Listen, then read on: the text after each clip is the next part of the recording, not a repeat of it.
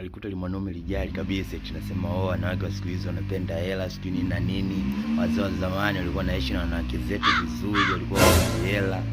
Zinakutosha kweli kichwani kweli, zinakutosha kweli. Wazee wa zamani na wazee na watoto saizi. Aisha nao hapa na mabadiliko. Inabidi upambane utafuta hiyo hela, mhudumie mdemu wako.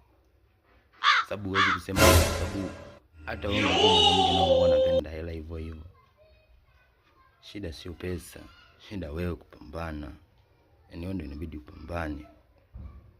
Wanaume lijali tunasema wanawake siku hizi wanapenda hela, siwezi kuwa kwenye mahusiano. Huwezi kuwa kwenye mahusiano kivipi?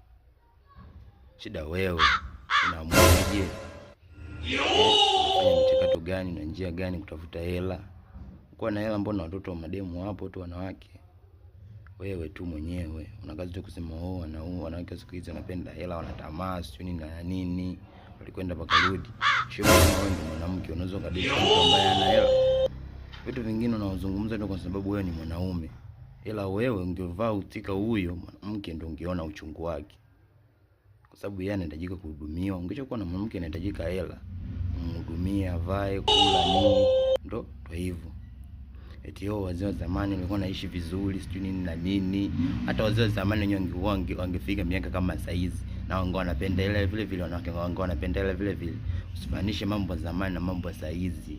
Kuna vitu viwili vina utofauti hapo.